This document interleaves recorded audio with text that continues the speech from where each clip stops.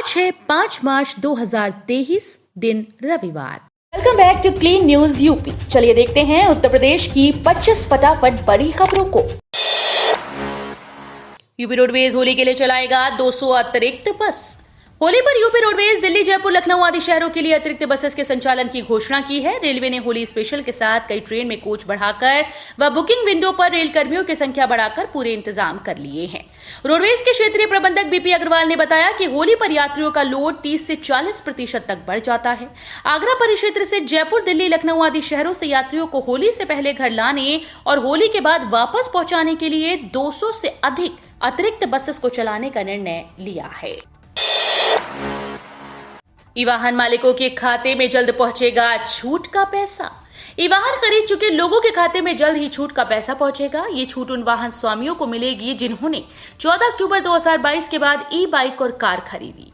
छूट के नाम पर जो पैसा वापस बैंक खाते में आएगा वो रोड टैक्स के साथ वाहन के रजिस्ट्रेशन शुल्क में शामिल होगा। लखनऊ में ऐसे वाहन मालिकों की संख्या 5000 से ज्यादा है। एआरटीओ प्रशासन अखिलेश द्विवेदी ने बताया कि प्रदेश सरकार ने ईवी खरीदने वालों को छूट देने की अधिसूचना जारी की है। राम मंदिर के बाद अब शुरू होगा धन्नीपुर मस्जिद का निर्माण। अयोध्या विकास प्राधिकरण ने दी अंतिम मंजूरी। अयोध्या विकास प्राधिकरण ने यहां धन्नीपुर मस्जिद के निर्माण को अंतिम मंजूरी दे दी है। बाबरी मस्जिद राम जन्मभूमि फैसले में उच्चतम न्यायालय के निर्देश पर सरकार ने अयोध्या जिले के धन्नीपुर गांव में 5 एकड़ जमीन दी थी, जिस पर Indo Islamic cultural foundation trust के द्वारा एक मस्जिद, एक अस्पताल, शोध संस्थान, सामुदायिक रसोई और एक पुस्तकालय का निर्माण कराया जाना है। मंजूरी न मिलने और एडीए द्वारा भूमि उपयोग के परिवर्तन के मामले के कारण मस्जिद के निर्माण में 2 साल से अधिक की देरी हुई। यूपी संयुक्त पॉलिटेक्निक प्रवेश परीक्षा जून में होगी। संयुक्त प्रवेश परीक्षा परिषद उत्तर प्रदेश की ओर से उत्तर प्रदेश संयुक्त प्रवेश परीक्षा पॉलिटेक्निक यानी यूपी जेईई की परीक्षा तिथियों की घोषणा कर दी है। यूपी जेईई पॉलिटेक्निक परीक्षा गुरुवार 1 जून 2023 से मंगलवार 6 जून 2023 के बीच विभिन्न समूहों के लिए आयोजित की जाएगी। ये परीक्षा की तारीखों की घोषणा करते हुए उत्तर प्रदेश संयुक्त प्रवेश परीक्षा परिषद ने कहा कि उम्मीदवार यूपी जेईई पॉलिटेक्निक के लिए jeecup.admissions.nic.in पर आवेदन कर सकेंगे। वाराणसी एयरपोर्ट को देश में पहला स्थान इंटरनेशनल काउंसिल ऑफ एयरपोर्ट ने जारी की रैंकिंग। यात्री सुविधाओं में लाल बहादुर शास्त्री अंतर्राष्ट्रीय एयरपोर्ट देश में अव्वल आया। ये ranking international council of airport ने जारी की। रैंकिंग एजेंसी ने साल 2022 में यात्री सुविधाओं की जानकारी ली, अब इसे जारी किया। इसमें देश भर के 13 एयरपोर्ट को शामिल किया था। 5 अंकों की रेटिंग में वाराणसी एयरपोर्ट को 4.95 अंक मिले। यूपी पुलिस दरोगा भर्ती के 973 अभ्यर्थी कर रहे नियुक्ति का इंतजार। वर्ष 2016 में हुई यूपी पुलिस दरोगा भर्ती परीक्षा में 973 अभ्यर्थियों की नियुक्ति अभी फंसी हुई है। इसमें शामिल कई अभ्यर्थियों ने मुख्यमंत्री कार्यालय में प्रार्थना पत्र देते हुए न्याय दिलाने की गुहार की। इनका कहना है कि उनकी नियुक्ति अभी फंसी हुई है, जबकि वो सारे मानकों को पूरा कर चुके हैं। वर्ष 2016 में हुई इस दरोगा भर्ती परीक्षा में 2400 sub inspector, 210 platoon commander, 97 fire अधिकारी के लिए आवेदन मांगी गई थी। योगी सरकार का स्पष्ट जवाब, बेरोजगारी भत्ता देने का कोई विचार नहीं। यूपी विधानसभा में श्रम और सेवा योजन मंत्री अनिल राजभर ने कहा कि बेरोजगारी भत्ता देने की सरकार की कोई योजना नहीं है। सरकार रोजगार मेले के जरिए युवाओं को रोजगार देने और आत्मनिर्भर बना रही है। ये बात उन्होंने विधायकों के सवालों का जवाब देते हुए कही। युवाओं को रोजगार देने, अग्निवीरों को नौकरी से आने के बाद नौकरी देने संबंधी सपा विधायक जयप्रकाश अंचल के सवाल पर राजभर ने कहा कि अग्निवीर केंद्र सरकार की योजना है, उस पर हम कुछ नहीं कह सकते।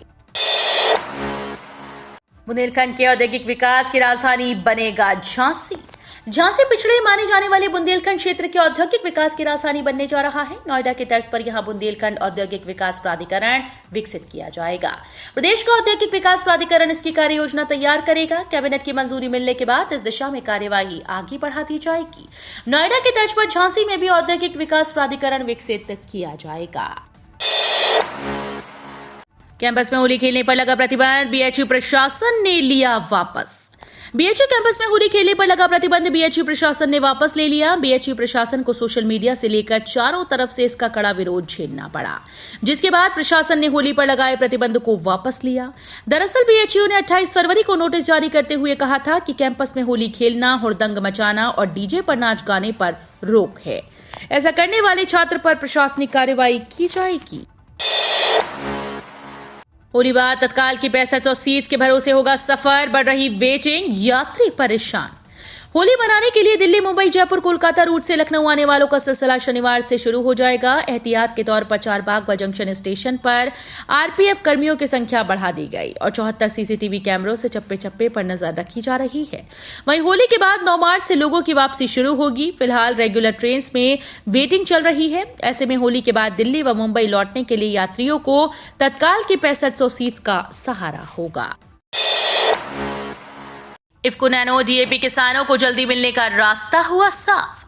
तरल नैनो यूरिया के बाद अब किसानों को तरल नैनो डीएपी उपलब्ध होने का रास्ता साफ हो गया। देश की सबसे बड़ी उर्वरक सहकारी संस्था इंडियन फार्मर्स फर्टिलाइजर कोऑपरेटिव के द्वारा विकसित तरल नैनो डाई अमोनियम फॉस्फेट उर्वरक को कृषि एवं किसान कल्याण मंत्रालय ने फर्टिलाइजर कंट्रोल ऑर्डर के तहत नोटिफाइड कर दिया है।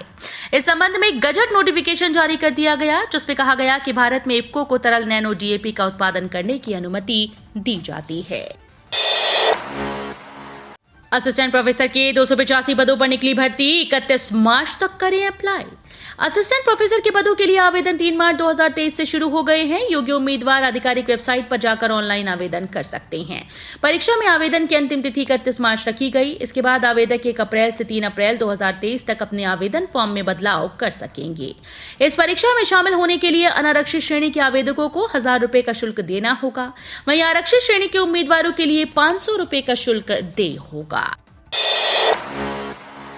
मिट्टी में मिला देंगे बयान पर अखिलेश यादव ने कसा तंज, पूछा यूपी के टॉप 10 माफिया की सूची कब आएगी। समाजवादी पार्टी के अध्यक्ष व पूर्व मुख्यमंत्री अखिलेश यादव शनिवार को आजमगढ़ के सेनपुर गांव पहुंचे। पत्रकारों से बातचीत में भाजपा सरकार जमकर बरसे। प्रयागराज उमेश पाल हत्याकांड में शहीद हुए आजमगढ़ के बिसईपुर गांव निवासी गनर संदीप निषाद के परिवार के प्रति उन्होंने सहानुभूति जताई। कहा कि सरकार घटना का खुलासा करेगी, इसके बाद वो संदीप घर जाएंगे। सभी जाएंगे तो कहेंगे कि सहानुभूति बटोरने आए हैं, वोट की राजनीति करने आए हैं। जो लोग कहते थे कि मिट्टी में मिला देंगे, उनसे पूछिए कि टॉप 10 या टॉप 100 माफिया की सूची कब आएगी। बोले अखिलेश यादव, सपा लोकसभा की 80 सीट्स पर लड़ेगी चुनाव। सपा अध्यक्ष अखिलेश यादव ने लोकसभा चुनाव 2024 के लिए 80 सीट्स पर चुनाव लड़ने का ऐलान किया है। आजमगढ़ दौरे पर गए अखिलेश यादव ने शनिवार को कहा कि बीजेपी ने मैनपुरी में जो हार देखी वो उसका आकलन नहीं कर पाई। बीजेपी के पास महंगाई, बेरोजगारी, किसानों की आय दुगनी करने, स्वास्थ्य सेवाओं की बदहाली का जवाब नहीं है। एनएसडी वाराणसी केंद्र में नए सत्र की शुरुआत, पूरे देश से 20 छात्रों का हुआ चयन। एनएसडी वाराणसी केंद्र में नया सत्र वर्ष 2022-23 प्रारंभ हो गया, जिसके अंतर्गत पूरे भारतवर्ष के 9 प्रदेशों मसलन जम्मू कश्मीर, हिमाचल, उत्तराखंड, दिल्ली, उत्तर प्रदेश, झारखंड, ओडिशा, मध्य प्रदेश, महाराष्ट्र से 20 छात्रों का चयन हुआ। इन छात्रों के साथ पारंपरिक मार्शल आर्ट छऊ की कार्यशाला, पद्मश्री गुरु शशधर आचार्य जी के मार्गदर्शन में अंग संचालन और अभिनेता के शारीरिक बारीकियों का प्रशिक्षण दिया जाएगा। इरफान सोलंकी का फ्लैट सीज करने से पहले पिका। सपा विधायक इरफान सोलंकी का नोएडा स्थित फ्लैट सीज करने पुलिस पहुंची, लेकिन नोएडा पुलिस को खाली हाथ वहां से लौटना पड़ा। दरअसल इरफान सोलंकी के जिस फ्लैट को पुलिस सीज करने पहुंची थी वो 5 महीने पहले ही बिक चुका है। पुलिस अब फ्लैट की कागजात की दोबारा जांच कर रही है। फ्लैट की कीमत लगभग 6 करोड़ रुपए है। गैंगस्टर एक्ट के तहत यूपी प्रशासन इरफान की संपत्ति जब्त करने की कार्रवाई कर रहा है। अब राजस्थान से अयोध्या पहुंची शिलाएं। नेपाल के बाद कर्नाटक और अब राजस्थान से शालिग्राम की शिलाएं अयोध्या पहुंची हैं। ये शिलाएं राजस्थान के मकराना मार्बल से अयोध्या के राम सेवकपुरम लाई गईं। श्री राम जन्मभूमि तीर्थ ट्रस्ट के महासचिव चंपत राय के मुताबिक देश के अलग अलग हिस्सों से अभी और पत्थरों को लाया जाएगा। पत्थरों के एक्सपर्ट ये तय करेंगे कि इन सभी शिलाओं में से कौन सा पत्थर रामलला की प्रतिमा बनाने के लिए उपयुक्त है। इस बार रहे स्वास्थ्यकर्मी निमोनिया ठीक कराने गए 4 मासूम एचआईवी संक्रमित।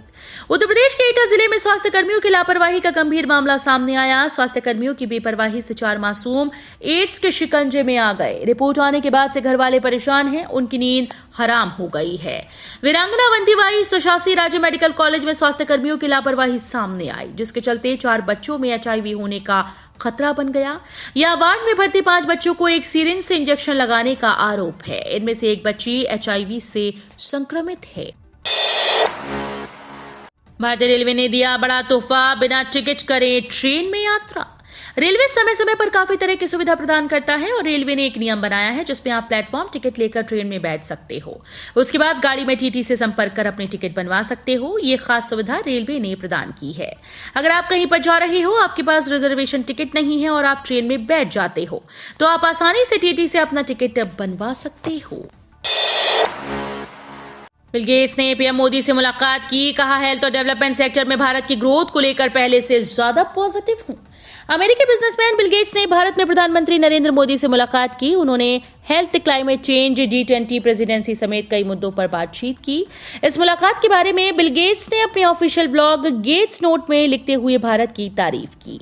उन्होंने लिखा कि मैं इस हफ्ते भारत में हूं। ऐसे समय में जब दुनिया कई चुनौतियों से घिरी है, भारत जैसी डायनेमिक और क्रिएटिव जगह पर होना प्रेरणादायक है। भारत दुनिया को दिखा रहा है कि जब इनोवेशन में इन्वेस्ट किया जाता है तो क्या क्या संभव हो सकता है।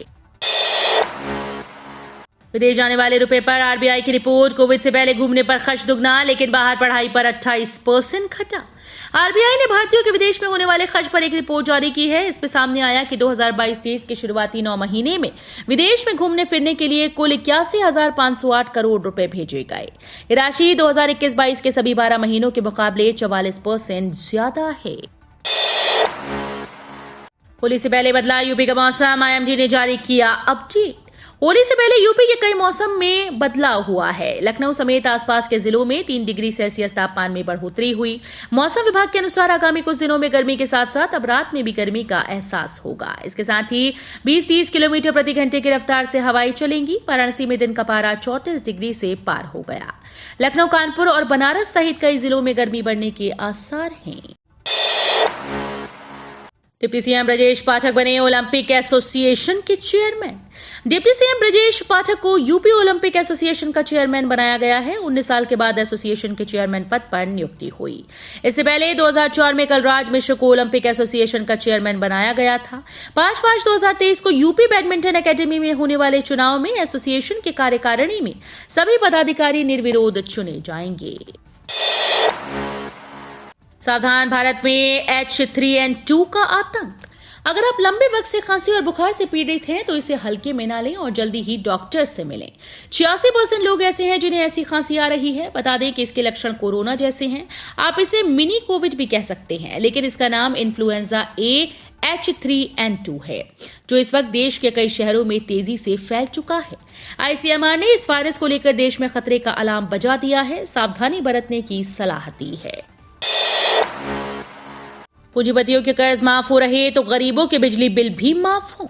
सुबह के राष्ट्रीय अध्यक्ष ओम प्रकाश राजभर ने एक बार फिर से यूपी की भाजपा सरकार पर कटाक्ष किया। उन्होंने कहा कि प्रदेश में सुशासन के नाम पर सिर्फ दिखावा हो रहा है। पूंजीपतियों का कर्जा सरकार माफ कर रही है तो गांव में रहने वाले गरीबों का बिजली बिल भी माफ होना चाहिए। तो ये थी आज की 25 फटाफट बड़ी खबरें। अगर आपको न्यूज पसंद आई हो तो वीडियो को लाइक और शेयर जरूर करें। धन्यवाद।